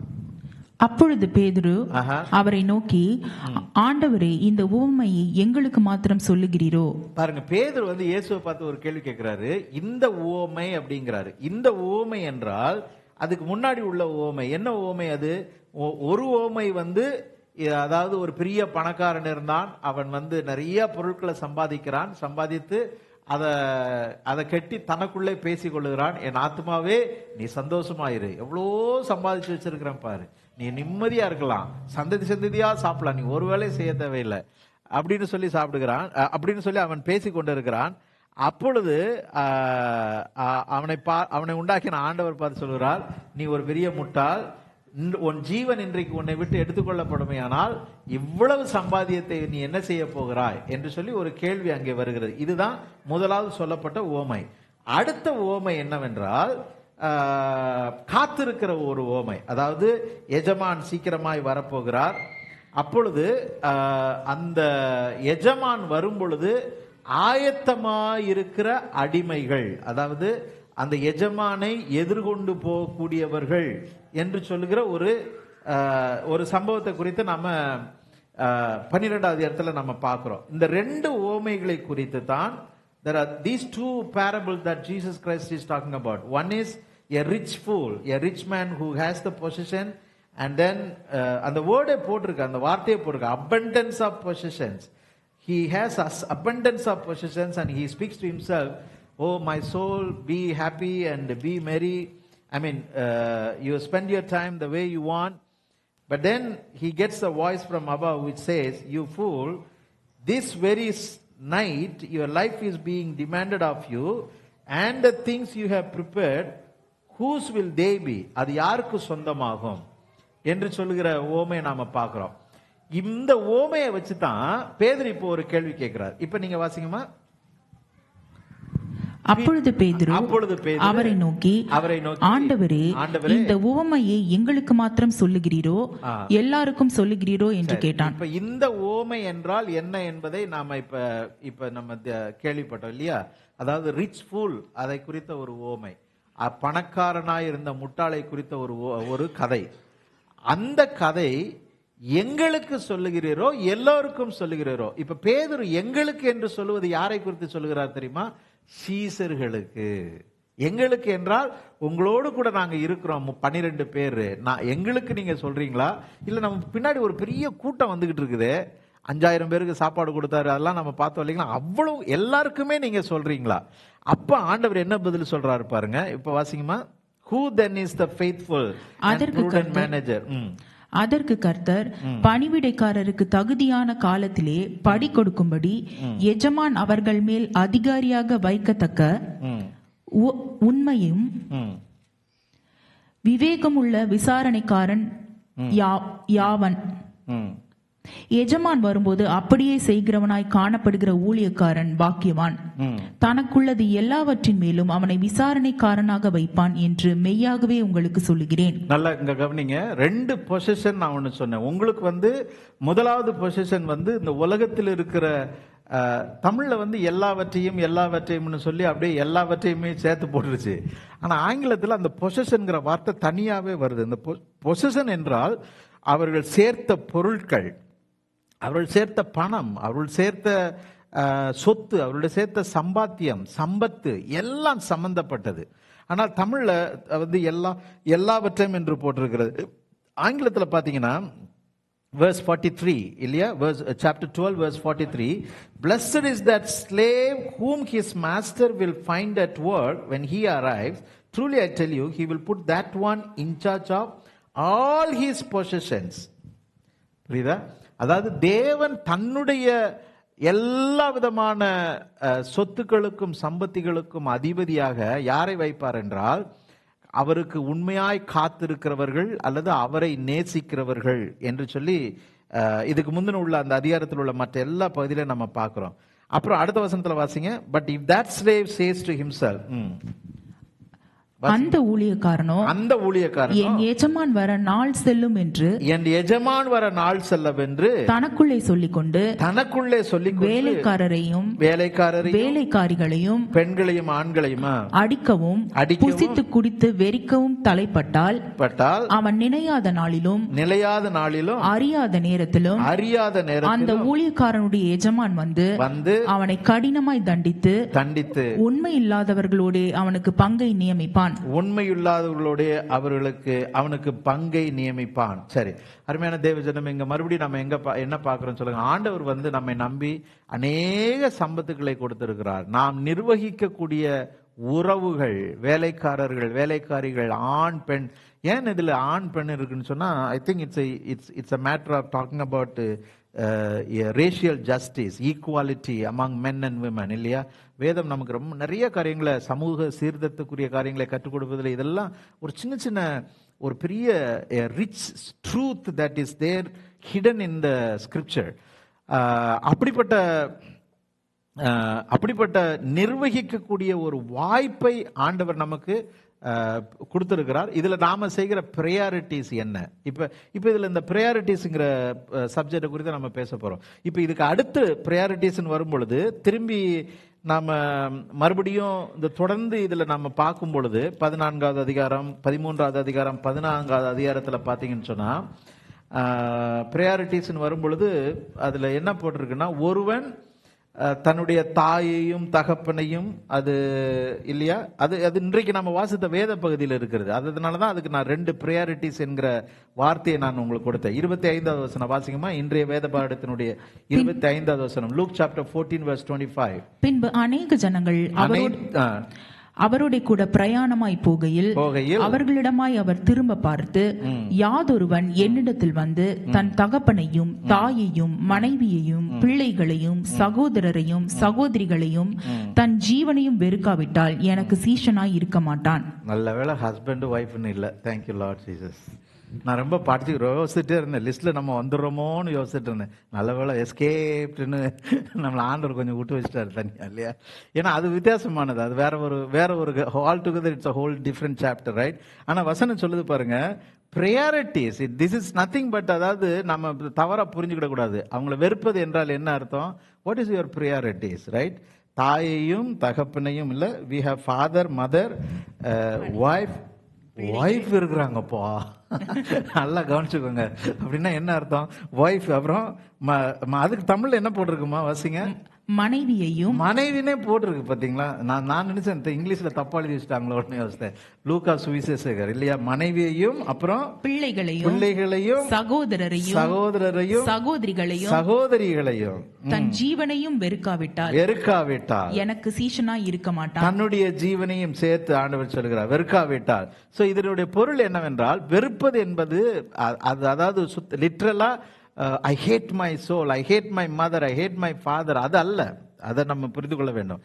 ப்ரையாரிட்டிஸ், அதாவது முக்கியத்துவம் நாம எது கொடுக்கிறோம் அவர்களுக்கு, அதாவது நம்முடைய இதைத்தான் ஆண்டவர் இன்னொரு ஓமையில சொல்லும் பொழுது சொல்லுகிறார். சீசன் வந்து சொல்லுகிறார், ஆண்டவரே உண்மை நாங்கள் பின்பற்ற வேண்டும், ஆனால் எங்க வீட்டில் ஒருத்தர் மரித்து போய் விட்டார்கள் என்று சொல்லும் பொழுது ஆண்டவர் சொல்லுகிறார், மரித்தவர்களை அடக்கம் பண்ணட்டும், நீ என் பின்னாடி வா அப்படின்னு சொல்லுகிறார். இதனுடைய பொருள் என்னவென்றால், என்னை பின்பற்ற விரும்புகிறவன் அவன் ஏதோ ஒரு விதத்தில் குடும்பத்தினுடைய பாரங்களினாலோ அல்லது குடும்பத்தினுடைய கட்டுகளினாலோ இழுக்கப்பட்டு அல்லது மட்டுப்படுத்தப்படும் பொழுது, அதாவது when you become limited because of the family responsibilities, then you have to look at your priorities. What is your priorities? There are 2 kinds of priorities. Either you can spend your time for இதெல்லாம் எனக்கு ரொம்ப முக்கியத்துவம், இதெல்லாம் நாம பார்த்துக்கொள்ள வேண்டும். ஆனால் அதே நேரத்தில் இப்ப ரெண்டுக்குமே நடுவில் ஒரு ஃபைன் லைன் தான் இருக்கும். அதை நீங்க புரிந்து கொள்ள வேண்டும். there is a very thin line how you are going to manage these two. 2 prioritiesல எதை நாம எடுத்துக்கொள்ள போகிறோம் என்பதுதான் ரொம்ப முக்கியம். இப்ப ஆனா priorities என்பது சீஷத்துவத்தினுடைய மிக மிக தேவையான அவசியமான ஒரு உபதேசம். நாம் இயேசுவை பின்பற்ற நாம தீர்மானித்த பின்பு இயேசுவுக்காக எல்லாவற்றையும் விட்டு முதல் ஆண்டவர் நமக்கு என்ன சொல்றாரோ அதை நான் செய்ய வேண்டும், அவருக்கு நான் முக்கியத்துவம் கொடுக்க வேண்டும் என்கிற இடத்திற்கு நாம் அழைக்கப்படுகிறோம். அதைத்தான் இந்த வேத வசனம் கற்றுக் கொடுக்கிறது. இப்போ உங்க முன்னாடி கூட 2 ப்ரையாரிட்டி இருக்கு. இதை செய்யறதா, இதை செய்ய வேண்டாமா, இதை செய்தா என்ன, செய்யாட்டா என்ன. இப்போ கொஞ்ச நேரத்துக்கு முன்னாடி 10 நிமிஷமா நான் நிறுத்தாம படபடன்னு பேசிட்டு இருந்தது காரணம் 2 காரியம். ஒன்று, ஏற்கனவே இதெல்லாம் நம்ம தியானிச்ச பகுதி. ஆனால் அதுல இருந்து ஒவ்வொரு சத்தியத்தை எடுத்து, என்ன சத்தியம்? பொசிஷன்ஸை பற்றி பேசணும். அதாவது இவ்வளவு நேரம் நம்ம பேசிக்கொண்டு இருப்பதே இந்த உலகத்தை குறித்து நம்ம ப்ரையாரிட்டி கொடுக்க போகிறோமா அல்லது பரலோகத்தை குறித்து நம்ம ப்ரையாரிட்டி கொடுக்க போகிறோமா? ஏனென்றால் அதுதான் நாம் நம்முடைய வாழ்க்கையை எப்படி யோசிக்கிறோம், எப்படி எடுத்துக்கொள்கிறோம் என்பதில் ஒரு முடிவுக்கு வருகிறது. It comes to an end how you deal with your life. We think if your life is ending here, if your life is all about you are living up to the age of 76, 86, 96, no, we are living eternally after the death as well. அதுதான் வேதம் நம்ம கற்றுக் கொடுக்கிற. உங்களுடைய ஆத்மாவை நீங்க பார்த்து கேளுங்க. Oh my soul are you going to die ன்னு கேளுங்க. That soul will tell you, no no I am not created to die, because the soul does not belong to ourselves. we did not create the soul, right? புரியுதா உங்களுக்கு? நம்ம அப்பா அம்மா என்ன பண்ணியிருப்பாங்க, நம்முடைய சரீரத்தை உண்டாக்கி இருக்கலாம். ஆனால் நம்முடைய ஆத்மா, நம்முடைய ஆவி ஆண்டவரால் பிதாவினால் உருவாக்கப்பட்ட, உலகத்தை உண்டாக்கின தேவனால் கொடுக்கப்பட்டது. அந்த ஆத்மா மரணம் இல்லாதது ஆனபடினால்தான் இந்த உலகத்தில் நம்ம பிறந்து நமக்கு எடுக்கிற பொசிஷன்ஸ் எல்லாம், சில பொசிஷன்ஸ் ஒருவேளை நம்ம தாத்தா பாட்டிகிட்ட இருந்து நமக்கு சொத்தா வந்திருக்கலாம், அல்லது நாம சம்பாதித்து நம்முடைய பொசிஷன் இருக்கு. இவைகள் எல்லாவற்றையும் என்ன விதமான ப்ரையாரிட்டியோஸ் கூட அதை அணுகுகிறோம். With what priority we are looking at it, இல்லையா? நம்ம அதை புரிந்து கொள்ள வேண்டும். ஆனால் அதில் ஒரு பெரிய மனநிறைவு இருக்கு, சந்தோஷம் இருக்கு. நான் நிறைய முறை உங்களுக்கு சொல்லியிருப்பேன், அல்லது சொல்லாமல் இருந்திருக்கலாம்னு நினைக்கிறேன். பட் ஆனால் it's not good to go and keep saying. MLA ஒரு முறை ஒரு ஸ்டூடியோ கட்டணும்னு சொல்லும் பொழுது அண்ணன் ஃபோனில் சொல்லிட்டு இருக்காங்க டெல்லியிலேருந்து, தம்பி ஒரு யாராவது இடம் கொடுக்குறாங்களான்னு பாருங்க, பில்டிங் கட்டுறதுக்கு நான் ஃபண்ட் ரைஸ் பண்ணுறேன்னாங்க. ஆனால் அன்றைக்கு நைட்டு ஆண்டவர் என்னோடு கூட என்னுடைய இருதயத்தில் ஏவின காரியம் என்னவென்றால், என்னிடத்துல ஒரு சின்ன பீஸ் ஆஃப் லேண்ட் இருந்தது பெங்களூரில். நீ லேண்டை வச்சுட்டு எல்லாத்துட்டையும் போய் லேண்டு கேட்க போறியான்னு சொல்லி எனக்கு ஒரு கேள்வி வந்துச்சு. அப்போ next day I sent a message, we found the land அண்ணே, நம்ம உடனே ஸ்டுடியோ கட்டிடலான்னு. இன்னைக்கு அங்கே ஸ்டுடியோ இருக்குது. Today there is a studio built and it has அ.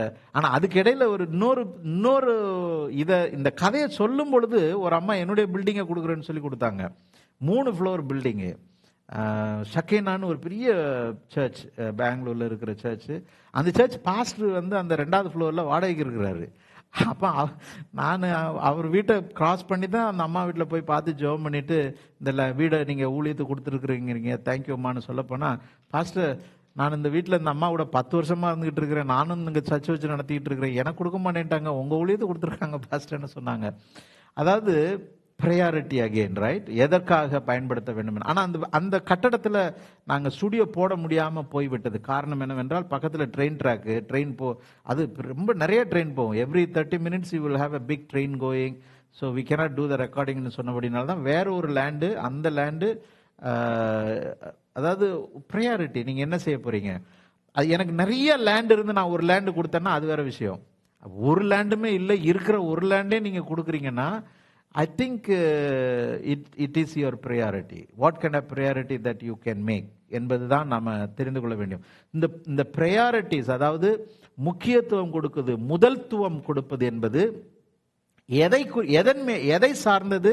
நம்முடைய பொசிஷனை சார்ந்தது, இல்லையா? இப்போ இவ்வளவு நேரம் நம்ம பார்த்தோம் பொசிஷன்ஸ், ரிச் மேன், இவைகளை வைத்திருக்கிறவன்.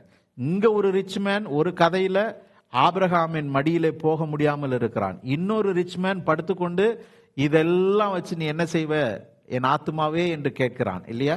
இன்னும் பல இடங்கள்ல பொசிஷன்ஸை பற்றி ஆண்டவர் பல கதைகளை சொல்லி இருக்கிறார். ரொம்ப முக்கியமான ஒரு காரியம். சரி, இப்ப 3வது பாத்தீங்கன்னா, இவைகள் எல்லாவற்றிலும் சேர்ந்தது ப்ரையாரிட்டிஸ் நம்ம பார்த்தோம்ல, இவைகள் எல்லாவற்றிலும் சேர்ந்தது தான் பிரைஸ் என்பது, விலைக்கிரயம் என்பது. இது ரொம்ப முக்கியமான ஒரு காரியம். சரி, இப்போ நம்ம வில் கம் பேக் டு இப்போ நான் வந்து I don't want to van der around everywhere. But did you read verse? Okay, 48 we have completed இல்லமா? verse 13வது வசனத்தை மாத்திரம் வாசித்துருங்க. 12 verse 13, then we'll come back to the our base text.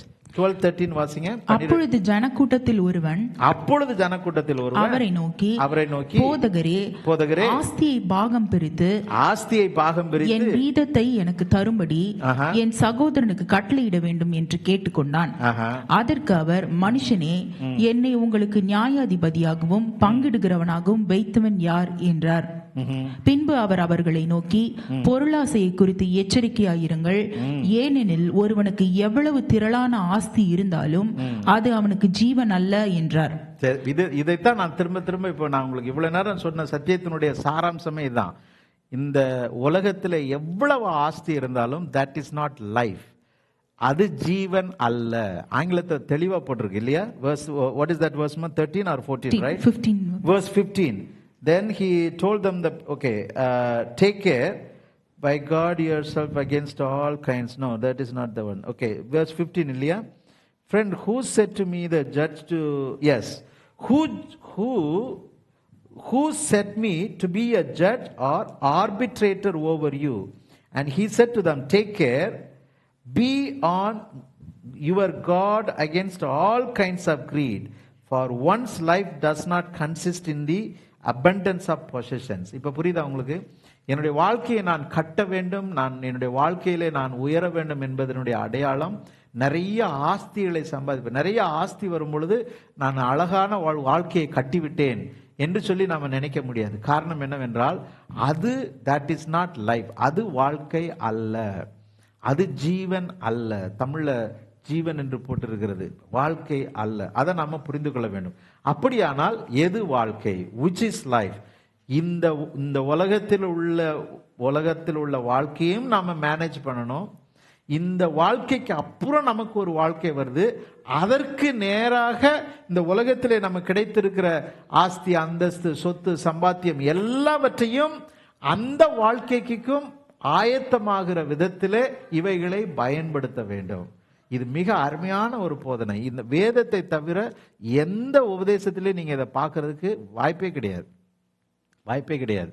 ஆனப்படினால்தான் நீங்க இதற்கு ரொம்ப முக்கியத்துவம் கொடுக்கணும். நம்ம two kinds of possessions here, possessions there. Two kinds of priorities to people that you belong to, priorities that time, that the way you spend, priorities on the way how you spend your time, money and all that, the way how you work out yourself, and the priorities in giving to our Creator who is looking at your heart, and that is number 2. இப்போ ரெண்டு விதமான prices நம்ம பார்க்க போறோம். அதை குயிக்கா நம்ம பார்த்துட்டு நம்ம இந்த இடத்த விட்டு கடந்து சொல்லுவோம். 27வது வசனம் வாசிங்கம்மா. whoever does not carry the cross, காட்டு புஷ்பங்களை 27வது verse 14, chapter 14 verse 27. we'll go back to our basic text now.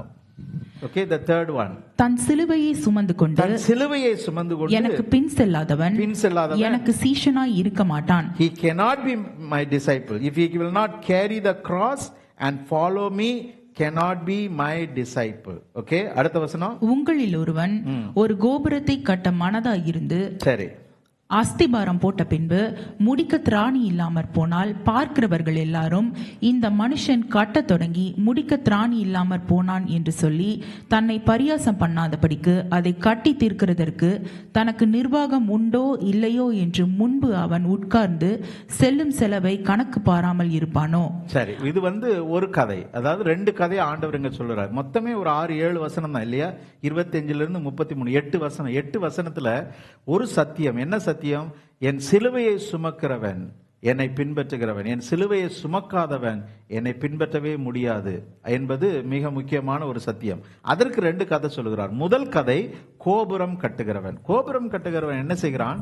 திட்டமிட்டு கட்டுகிறான். எவ்வளவு நேரம் ஆகும், எவ்வளவு பொருள் ஆகும், எந்த இடத்துல கட்டணும், எவ்வளவு உயரத்துல கட்டணும், மிக தெளிவாக அதுல அவன் சிந்தித்து செய்கிறான். இதெல்லாம் செய்யாம ஒருத்தன் கோபுரத்தை கட்ட ஆரம்பிச்சிருவான். கோபுரம் என்றால் என்ன? எல்லோரும் பார்க்கக்கூடியது, எல்லாருடைய கண்களும் அந்த கோபுரத்தை பார்த்து அதை ஆராதிக்கக்கூடியது. இட்ஸ் சம்திங் வெரி ப்ரெஷியஸ் இல்லையா? நம்முடைய வாழ்க்கை மற்றவர்களை விட நான் மிக செழிப்பா இருக்கிறேன் என்பதை காட்டுகிறது தான் அந்த கோபுரம் என்பது. A great tower. He wants to build a tower. ஒரு வீடு அல்லது ஒரு கட்டடம்னு ஆண்டவர் சொல்லியிருக்கலாம். ஆனா கோபுரம்னு சொன்னால் என்ன அர்த்தம்?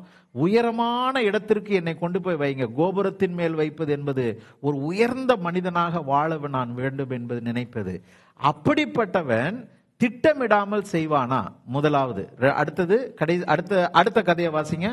அன்றியும் ஒரு ராஜா இன்னொரு ராஜாவை குறித்த ஒரு கதை. அந்த ராஜா மற்றொரு ராஜாவோடே யுத்தம் செய்ய போகிற போது தன்மேல் 20,000 சேவகரோடே வருகிற அவனை தான் 10,000 சேவகரை கொண்டு எதிர்க்க கூடுமோ கூடாதோ என்று முன்பு உட்கார்ந்து ஆலோசனை பண்ணாமல் இருப்பானோ?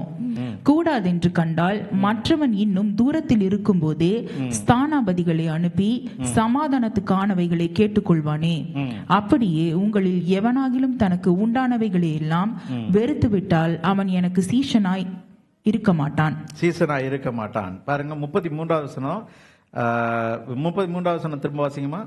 அப்படியே உங்களில் எவனாகிலும் தனக்கு உண்டானவைகளை எல்லாம் வெறுத்து விடாவிட்டால் அவன் எனக்கு சீஷனாய் இருக்க மாட்டான். பாருங்க, இரண்டாவது கதையையும் பாத்துருங்க. முதல் கதை கோபுரம் கட்டுகிற மனிதன். இரண்டாவது கதை எதிர் நாட்டு கூட சண்டை போடுகிற மனிதன். சண்டை போடுறவன் என்ன பண்ணுவான்? நம்மகிட்ட பலம் என்ன, நம்மகிட்ட எத்தனை போர் வீரர்கள் இருக்கிறாங்க, எதிர்த்த நாட்டுக்காரனுக்கு எத்தனை போர் வீரர்கள் இருக்கிறாங்க.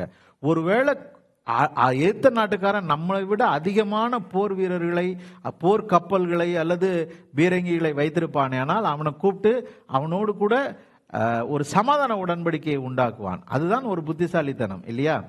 இது ரெண்டு கதையையும் சொல்லிட்டு ஆண்டவர் என்ன சொல்கிறார்?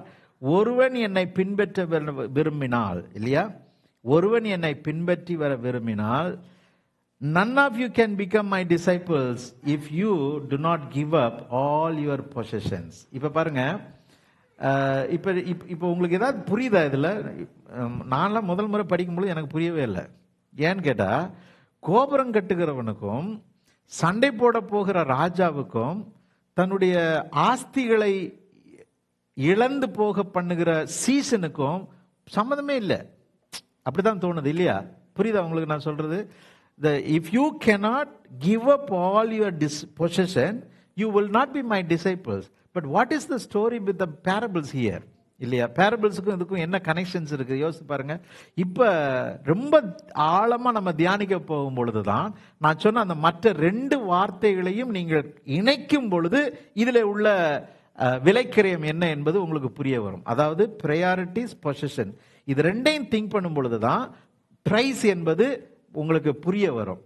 இப்ப வெறும் பிரைஸ் என்று பார்த்தால் இதுல விலைக்கிரயமா என்ன இருக்கு பாஸ்டர்? இதுக்கும் இந்த ஆண்டவர் சொல்ற இந்த ரெண்டு கதைக்கும் சம்பந்தமே இல்லையே, அப்படித்தான் நமக்கு தோணும் இல்லையா? இப்ப முதல்ல உள்ள கதையினுடைய ராஜாவினுடைய கதை என்ன? ராஜா கோபுரம் கட்டுவனுடைய கதை என்ன? அவன் கோபுரம் கட்ட வேண்டும் எடுத்த தீர்மானம், நான் ஒரு பெரிய கோபுரத்தை இந்த உலகத்தில் இருக்கிற மக்கள் எல்லாம் பார்க்கக்கூடிய விதத்திலே நான் கட்டப் போகிறேன் என்று சொல்லுகிறவன். தன்னுடைய ஞானத்தை அவன் பயன்படுத்தி, புத்தியை பயன்படுத்தி திட்டமிட போகிறான். ஆண்டவர் இங்க சொல்ற காரணம் என்னவென்றால், அவன் திட்டமிடாமல் அவன் ஏதாவது ஒரு வேலை செய்வானேயானால் அவன் கோபுரத்தை கட்ட முடியாது என்பதுதான். அப்படி திட்டமிடுகிற வேலையை இயேசுவுக்கு கொடுக்க வேண்டும். அது பிரையாரிட்டி என்பது. ரெண்டாவது, அப்படி நான் கோபுரத்தை கட்டினாலும் கூட அந்த கோபுரத்திலே முக்கியத்துவத்தை என் இயேசுவுக்கு நான் கொடுக்க வேண்டும். அவரை நான் உயரம் அளவிற்கு, கோபுரத்திலே நான் உயர்ந்து வாழ்கிற அளவுக்கு நானும் அவரையும் என்னுடைய வாழ்க்கையில நான் உயர்த்துகிறவனாக இருக்க வேண்டும். அதுதான் அந்த பிரைஸ் என்பது. இதை நாம் புரிந்து கொள்ள வேண்டும். I want to give the விலைக்கிரயம், கோபுரத்தை கட்டுகிற கூடிய விலைக்கிரயத்தை காட்டிலும் மிக அதிகமான விலைக்கிரயத்தை என் இயேசுவை பின்பற்ற நான் கொடுக்க விரும்புகிறேன். இதை நீங்க இந்த ப்ரையாரிட்டி, பொசிஷன்ஸ், அதை ரெண்டையும் சேர்த்து வச்சு பார்க்கும் பொழுது இந்த பிரைஸ், என்ன பிரைஸை நீங்க கொடுக்குறீங்க? அல்லது இன்னொரு விதத்தில் சொல்லப்போனால், என்னுடைய ஞானம் அல்ல, என் குருவினுடைய ஞானம், என் இயேசுவினுடைய ஞானம், அவர் என்னுடைய வாழ்க்கையை கட்டட்டும், நான் அவரிடத்தில் நான் என்னை ஒப்பு கொடுத்து விடுகிறேன். இது சிலுவையை சுமப்பது என்பதனுடைய அடையாளம். புரியுதா உங்களுக்கு? இது ரொம்ப முக்கியம். ரொம்ப you have to have lots of what you call contemplative time to understand what is Jesus trying to talk to me through this. ஆண்டவர் என்ன சொல்ல விரும்புகிறார்? தம்பி, உன்னுடைய ஞானத்தினால நீ கோபுரத்தெல்லாம் கட்டவே முடியாது. என்னை பின்பற்று. என்னை பின்பற்றினால் நீ இந்த உலகத்துல மாத்திரல்ல கோபுரம், நீ பரலோகத்திலும் உனக்கு ஒரு கோபுரம் கட்டப்படும் என்பதுதான் the price that you want to pay. நீ ஞானவான் என்பது காட்டவே வேண்டிய அவசியம் கிடையாது. சிலுவையை சுமந்து ஒரு சாதாரணமான பாடுகளையும் அந்த பாதைகளின் வழியாக வருகிற எல்லா சவால்களையும் சந்தித்து கொண்டு போகும் பொழுது நீ அந்த கோபுரத்தை உன்னால் கட்ட முடியும் என்பது. அந்த ராஜாவின் கதையிலிருந்து நாம் என்ன தெரிந்து கொள்கிறோம்? எதிர்நாட்டுக்காரனை குறித்ததான அறிவு எனக்கு கிடையாது, நான் அவனிடத்துல போய் கேட்க வேண்டும். நீ கேட்கும் பொழுதே எதிர்நாட்டுக்காரன் என்ன யோசிப்பான்? ஆஹா, அவன்கிட்ட சரியான போர் படை வீரர்கள் இல்லை அல்லது பலன் இல்லை என்பதன் அடையாளமாக தான் இவன் நம்ம இடத்துல கேட்க வரான். அப்பவுமே என்ன அர்த்தம்? நீ தோத்துட்டேன்னு அர்த்தம். அப்ப அவன் ஜெயிச்சுட்டான்னு அர்த்தம். அப்ப ஆண்டவர் என்ன சொல்லுகிறார்? when you want to pay the price, you surrender yourself not to the enemy but to the God who will guide you to have a peace, who give you that humbleness. இல்லையா? சிலுவையை சுமந்து கொண்டு போகிறவன் சண்டைக்கு அல்ல, ஒரு சமாதானத்திற்கு. இல்லையா? இந்த வாரத்தில் ஒரு நல்ல ஒரு சம்பவம் கூட இந்த உலகத்தில் நம்ம நிறைய பேர் ஜெபம் பண்ணோம் இல்லையா? மிடில் ஈஸ்ட்காக ஜெபம் பண்ணோம், விசேஷமாக இஸ்ரேலுக்காக, காசாவுக்காக ஜெபம் பண்ணோம். ஒரு நித்தியமான சமாதானம் என்கிற வார்த்தையை பயன்படுத்தி எவர்லாஸ்டிங் பீஸுங்கிற வார்த்தையெல்லாம் சொல்லிக்கிட்டு இருக்கிறாங்க. பட் வர நாட்கள் நமக்கு தெரிய வரும். ஆனால் நம்முடைய ஜெபம் உண்மையானால் சமாதானம் கொடுக்க வேண்டும் என்கிற ஆண்டவருடைய திட்டம் நிறைவேறுவதற்கு நாம் செபிக்கிற ஜெபம் அதில் பங்கு இருக்குமையானால், அந்த ஜெபத்திலே பங்கு இருக்குமையானால் நிச்சயமாக அது நடக்கும். ஆனபடினால் நம்முடைய விலைக்கிரயம் நாம கொடுக்கறதுல மிக மிக முக்கியமாக சிலுவை சுமப்பதும் ஒரு விலைக்கிரயம் கொடுப்பது என்பதை நாம் புரிந்து கொள்ள வேண்டும். சரி, எல்லாரும் எழுப்பி நிற்போம், கண்களை மூடுவோம், பிரார்த்தனை செய்வோம். எல்லாரும் எழுப்பி நிற்போம். இவைகள் எல்லாவற்றின் மத்தியிலும் மிக முக்கியமாக நாம் சிந்திக்க வேண்டியது சீசர்களாக இருப்பது. To be a disciple or being a disciple. Being a disciple. டிசைபிளுடைய வேலை என்ன? சீசர்களாக இருப்பது கற்றுக்கொள்வது மாத்திரமல்ல, நம்முடைய குரு சொல்வது எல்லாவற்றையும் அப்படியே செய்வது. I have a disciple whom I can trust and believe, who will do everything and anything for me. எனக்கு நான் சொன்ன அத்தனை காரியங்களையும் செய்வதற்கு என்னை சுற்றி ஒரு கூட்டம் இருக்கிறார்கள் என்று இயேசு கிறிஸ்துவால சொல்ல முடியுமானால் அது உங்களை போன்று என்னை போன்று ஒப்பு கொடுத்தவர்கள் மூலமாகத்தான். ஆனபடினால் நம்ம என்ன செய்வோம்? ஆண்டவர் அந்த சீசர்களின் மூலமாக என்ன செய்ய விரும்புகிறார் தெரியுமா? சீசர்களை உண்டாக்கினனுடைய நோக்கம் என்ன தெரியுமா? தன்னை தெரிந்து கொள்வதற்காக மாத்திரமல்ல, தன்னை யார் என்று புரிந்து கொள்வதற்காக மாத்திரமல்ல, தான் சொன்னவைகள் எல்லாம் செய்ய வேண்டும் என்பதற்காக. அவர் சொன்ன மிக முக்கியமான ஒரு காரியம் என்ன தெரியுமா? அவர் என்ன பணியை செய்தாரோ, செய்யும்படியாக அந்த உலகத்திற்கு வந்தாரோ, அதே வேலையை தன் சீசர்கள் செய்ய வேண்டும் என்று விரும்புகிறார். அந்த வேலை என்ன தெரியுமா? இந்த உலகத்தில் உள்ள அந்த 5 கண்ட மக்களுக்காக.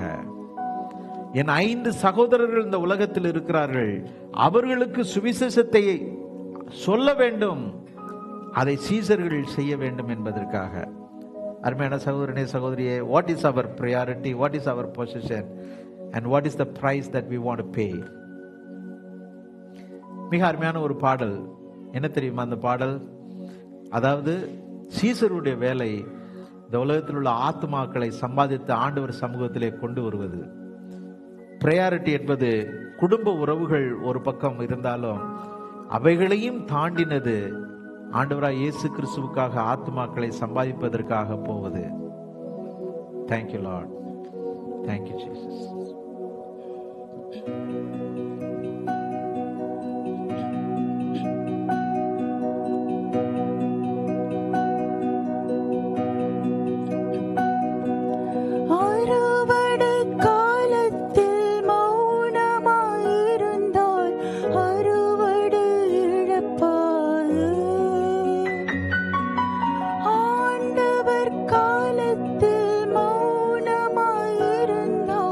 ரட்சிப்புதான்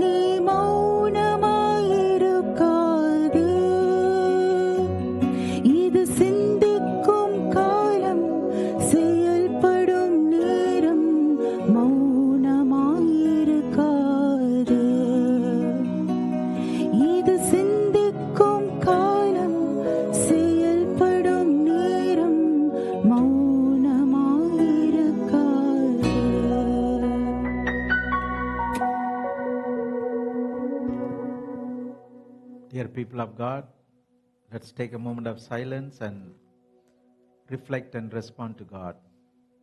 What is our position? What is our priority? And what is the price that God is asking us to pay? The price could be the cross, the pain, suffering. Price also could mean something spiritual, a patience that we need, a turn.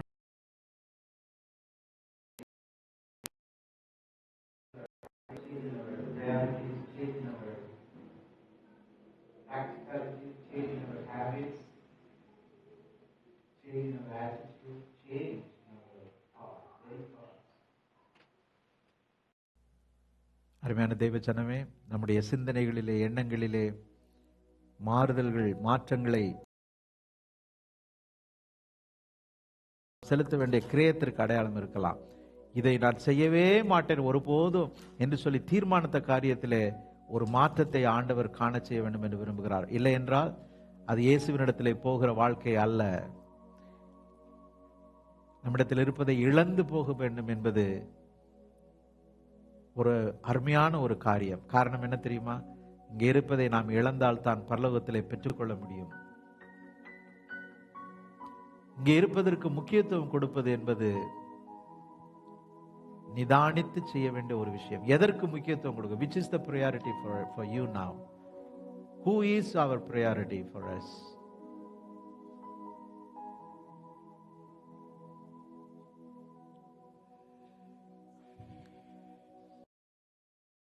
போகிறோம். எதிர்பார்ப்போடு கூட அந்த ஆராதனைக்கு வந்தீங்களோ, அந்த எதிர்பார்ப்புகளை விண்ணப்பங்களாக இப்பொழுது நீங்கள் ஆண்டவரிடத்தில் ஏறெடுக்கலாம். I invite you to offer your prayers, whatever that you may have come with, to ask God to bless you or bless someone else.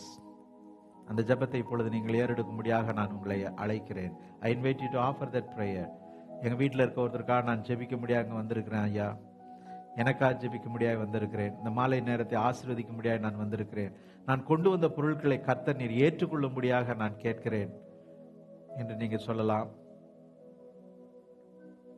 இந்த மாலை நேர பொழுது இங்கே நாம் செலவு செய்கிற அந்த அரைஸ் அண்ட் பில்ட் என்கிற அந்த நிகழ்வு நம்மை கட்டுகிற ஒரு காரியம். ஆலயத்தை கட்டுவது என்பது நம்மை கட்டுவது, நம்முடைய விசுவாச வாழ்க்கையை கட்டுவது, நம்முடைய பிரையாரிட்டி, முக்கியத்துவம், முதல்துவம், நம்முடைய பொசிஷன், இந்த உலக சம்பத்துக்களை, ஆஸ்திகளை நாம் மாற்றுவது. We are converting our possessions from earthly to heavenly. உலக சம்பத்துகளிலிருந்து அவைகளை ஒரு பரலோக சம்பத்துகளாக மாற்றுகிற ஒரு நிகழ்வு அது. ஆனபடினால் இந்த மாலை வேளையத்தை தேவன் ஆண்டவர் ஆசீர்வதிக்க முடியாக ஆண்டவரிடத்தில் சொல்லுங்க. ஆண்டவரே, I brought something what is very small, very little from my family, and I pray that this will be converted that into be a heavenly possession for me. You know my cross and I know my difficulties. உங்களுடைய cross என்ன தெரியுமா? நான் நீங்க எதை செய்யக்கூடாது, செய்ய மாட்டேன்னு சொல்றீங்களோ அதுதான் உங்க கிராஸ். ஆண்டவர் அதை நீங்க தூக்கணும்னு விரும்புகிறார். God is expecting you to take that cross today. இதை நான் ஒரு நாள் செய்ய மாட்டேன், இதுல நான் மாறவே மாட்டேன், நீங்க எதுல பிடிவாதமா இருக்கிறீங்களோ அந்த காரியத்தை தேவன் மாற்றும்படியாக விரும்புகிறார். அதுதான் நீங்கள் அவருடைய சிலுவையை எடுப்பது என்பதாகும். சீசனாயிருப்பது நம்மை மாத்திரமல்ல, நம்மை சுற்றி இருக்கிற எத்தனையோ மக்கள், இந்த தேசம், உலகம் முழுவதும் இருக்கிற இடங்களிலே நாம் கேட்டது போல, பாடலை கேட்டது போல ஆயிரக்கணக்கான ஆத்மாக்கள் அறுவடை மிகுதியா இருக்கிற நேரத்தில் வாழ்ந்து கொண்டிருக்கிறோம். நல்ல ஆண்டவரே, இந்த மாலை வேளையிலே எங்களோடு கூட பேசினதாய்வுக்காய் ஸ்தோத்திரம். எங்களை தொடர்ந்து ஆசீர்வதியும். இந்த மாலை நேரத்தினுடைய நிகழ்வுகள் எல்லாவற்றையும் நீர் பொறுப்படுத்திக் கொள்ளும். எங்களுடைய priorities, possessions, price, இவைகளெல்லாம் உமக்காகவும் உம்மை சார்ந்ததாகவும் உமக்காக எங்களிடத்திலிருந்து இழந்து போனதாகவும் உம்மிடத்திலே நாங்கள் பெற்றுக்கொண்டதாகவும் இருக்கும்படியாக நாங்கள் பிரார்த்தனை செய்கிறோம். துதிகன மகிமை யாவற்றையும் உமக்கே செலுத்துகிறோம். இயேசுவின் நாமத்தில் பிதாவே, ஆமென். என் ஆத்துமாவே கர்த்தரை ஸ்தோத்திரி, என் உடலுமே அவருடைய பரிசுத்த நாமத்தை ஸ்தோத்திரி. என் ஆத்துமாவே கர்த்தரை ஸ்தோத்திரி, கர்த்தர் செய்த சகல பாவங்களை மறவாதே. ஆமென். நம்முடைய கர்த்தராகிய இயேசு கிறிஸ்துவின் கிருபையும் பிதாவாகிய தேவனுடைய அன்பும் பரிசுத்த ஆவியானுடைய ஐக்கியமும் அவருடைய சமூகமும் அவருடைய சமாதானமும் நம் அனைவரோடும் இன்றும் என்றும் கர்த்தருடைய வருகை பரியந்தம் நாம் பிரார்த்தனை செய்த அத்தனை பேரோடும் அருமையான சகோதரி தபிதா அவருடைய குடும்பத்தோடும் தங்கி நிலைத்திருப்பதாக. ஆமென். God bless you.